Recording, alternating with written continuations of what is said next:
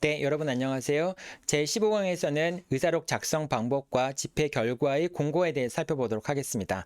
이제 지난 시간까지는 투표가 이제 완성이 되었고 개표가 이루어져서 결의가 성립하였는지 여부가 이제 판정이 되겠죠. 그럼 이제 이렇게 해서 관리단 집회의 결의까지 성립하게 되었으면은 그 다음부터는 의사록을 작성을 해서 그 관리단 집회가 어떻게 이루어졌는지를 기록으로 남겨야 되고요.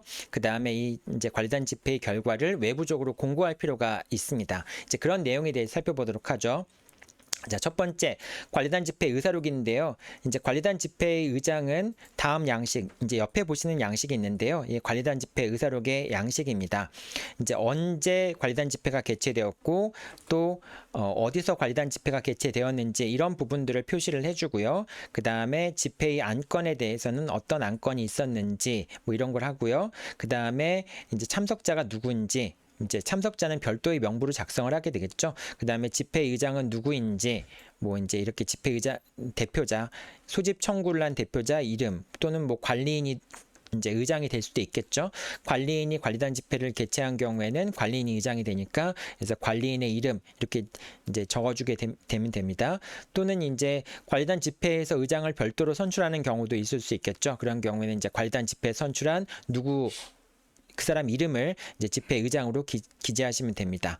회의 내용에 대해서는 이 각각의 안건들에 대해서 뭐 1호 안건이 통과되었다, 2호 안건은 통과되었다, 3호 안건은 뭐 김아무개가 관리인으로 선출되었다, 4호 안건 같은 경우에는 위탁관리계약을 뭐 입찰 공고의 방식으로 체결하기로 이제 합의가 되었다. 결의가 성립하였다. 뭐 이런 식의 내용을 집어넣으시면 되고요.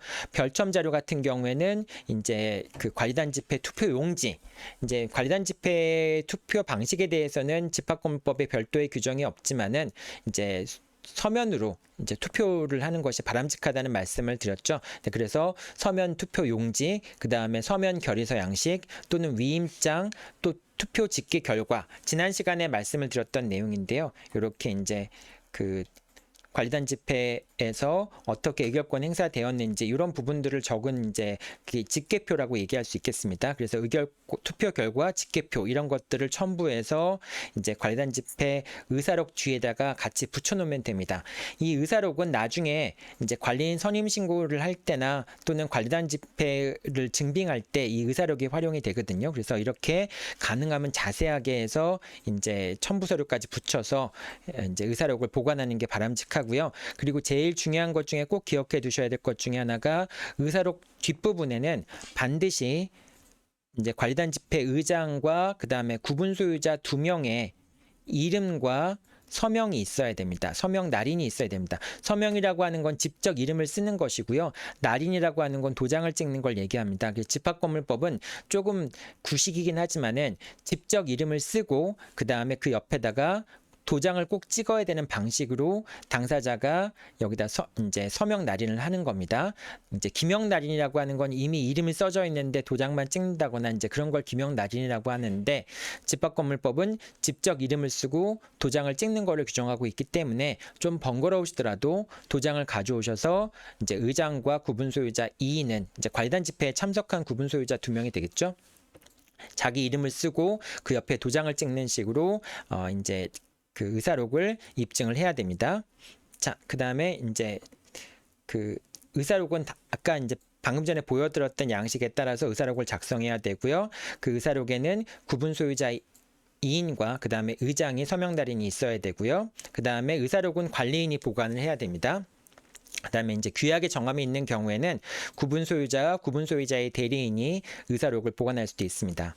이 의사록은 이제 관리단 집회의 결의를 성립하였는지 여부를 보여주는 것이기 때문에 사후적으로 구분 소유자나 이해 관계자들은 의사록의 열람이나 복사를 청구할 수 있습니다. 이 열람이나 복사를 거부하게 되면은 과태료가 부과될 수 있습니다. 자, 이해관계자라고 하는 것은 뭐 구분 소유자의 동거 가족들이나 또는 임차인도 당연히 이해관계인이 될 수 있고요. 또는 전유 부분의 매수인, 뭐 담보권자, 전유 부분의 저당권을 설정한 자 이런 자들이 이해관계자라고 볼 수 있겠죠.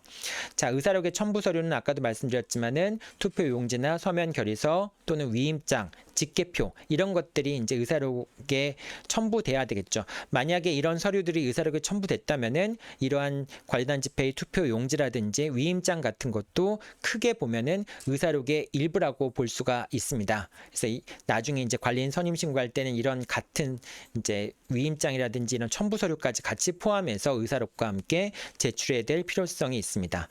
자, 이렇게 이제 의사록이 작성이 됐고 이제 결의가 성립되었다는 점이 정리가 되었다면은 이 부분을 이제 그 관리단 집회의 결과 형태로서 게시판이라든지 이런 데 공고를 할 필요가 있습니다. 그래서 우편물로 전유 부분으로 발송을 하거나 또는 건물 내의 적당한 장소에다가 관리단 집회의 결의가 이런 식으로 성립되었다라고 하는 점에 대한 공고, 뭐 A라는 사람이 관리인으로 선출되었다 이런 내용들을 공고하는 게 필요합니다.